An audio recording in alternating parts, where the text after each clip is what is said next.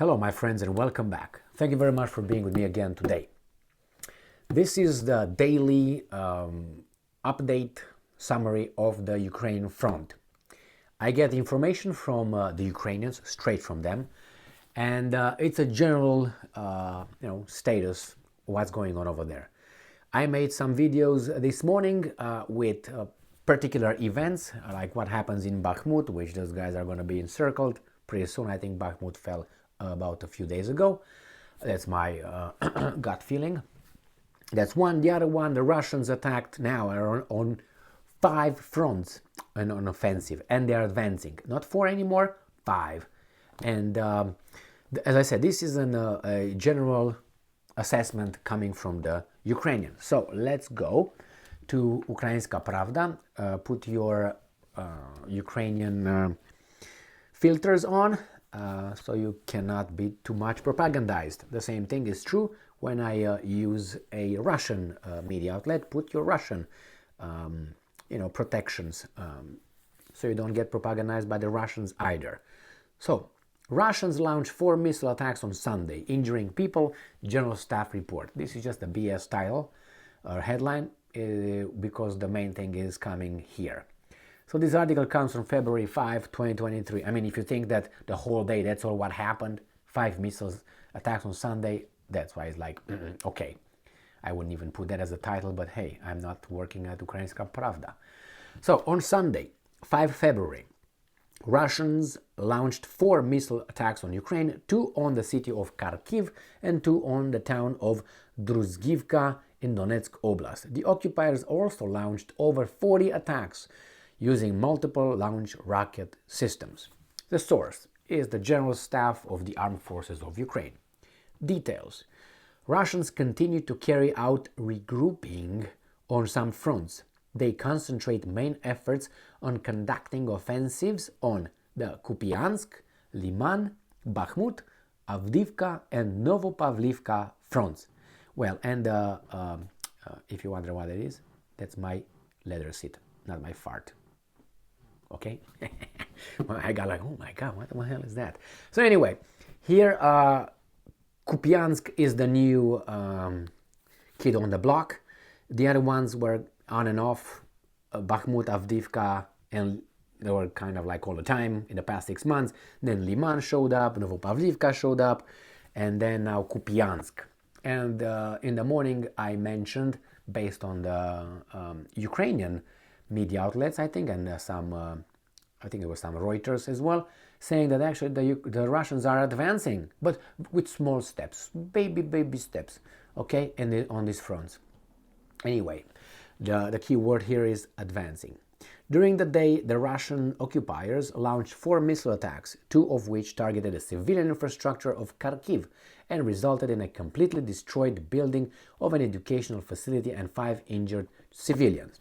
Well, you can skip this one because you already know that the Russians are targeting only civilians and only educational facilities, hospitals, kindergartens, things like this.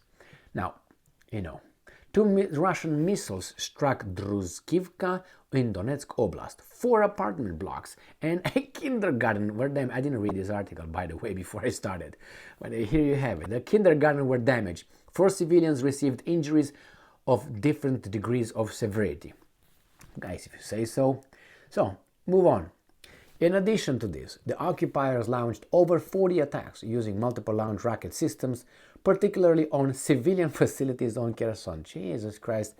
We got that, all right? We got that. Russian shells, and I'm not making fun of this.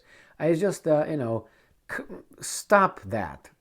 I mean, if you read Ukrainian articles, if you read them regularly, like I do, I found that 99.9999% of the reporting is like that. Civilians, hospitals, kindergarten, schools, old people, civilian infrastructure, all that, which I'm sure it occurs. Do I think that it occurs to that extent? I don't know. I have, I'm skeptical.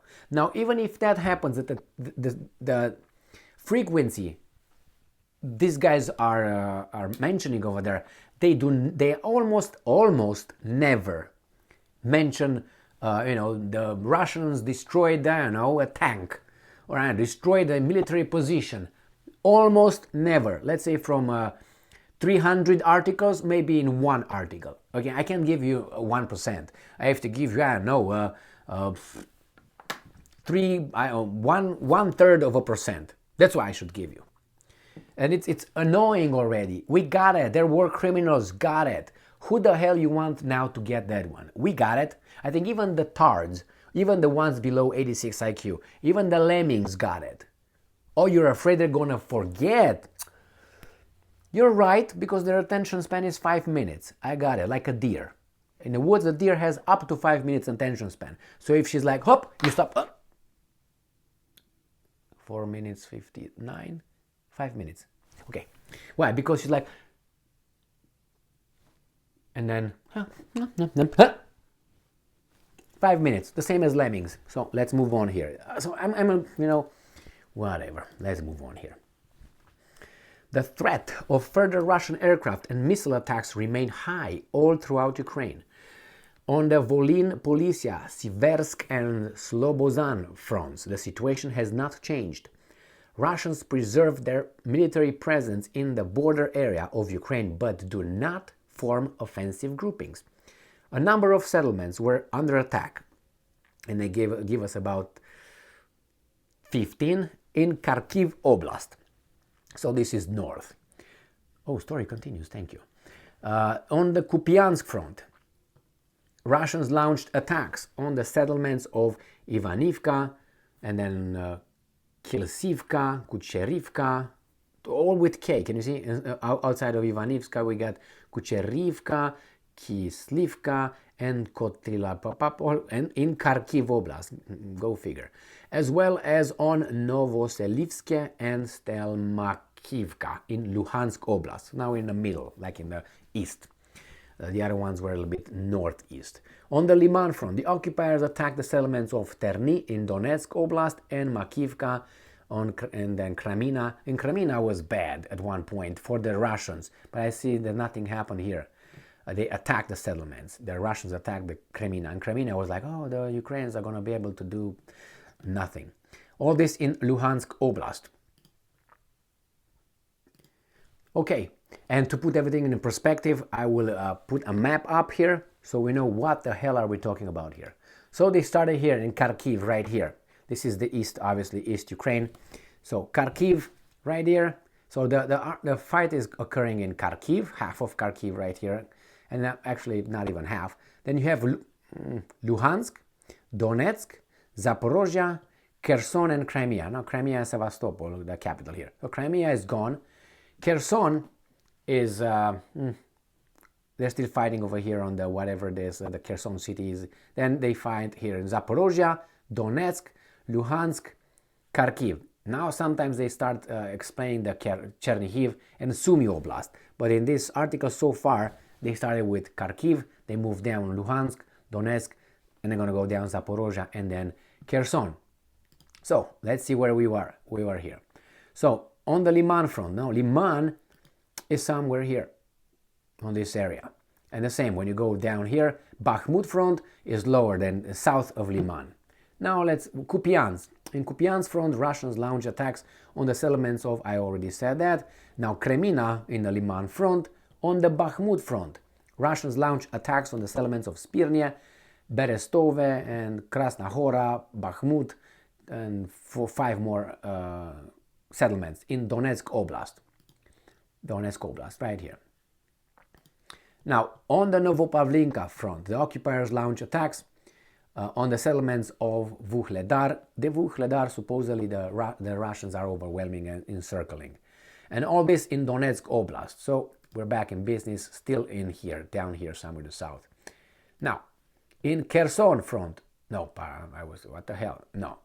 In the Novopavlinka, they do this in Donetsk Oblast using tanks, mortars, and artillery. Now, mortars and artillery and tanks, usually tanks, that's an offensive in my books. I got to learn this from these guys here. Tanks are an offensive weapon, not necessarily defensive. On the Zaporozhye front, Zaporozhye, Param, right here. So we are down southeast, right here. More than 20 settlements were attacked. Among them are, and they come with about 10 in Zaporozhye Oblast. On the Kherson front, and this is the last one right here. All these are, right here is the Dnieper River that breaks these things.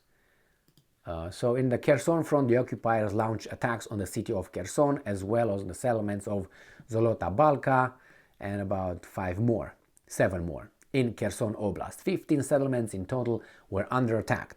The air forces of Ukraine launched 9 attacks on the areas of concentration of manpower of the occupiers, while the Ukrainian missiles and artillery units struck 2 areas of the concentration of manpower and ammunition storage of the occupiers. See, here the last paragraph is how the Ukrainians hit military targets. None of them hit any civilian infrastructure. Why?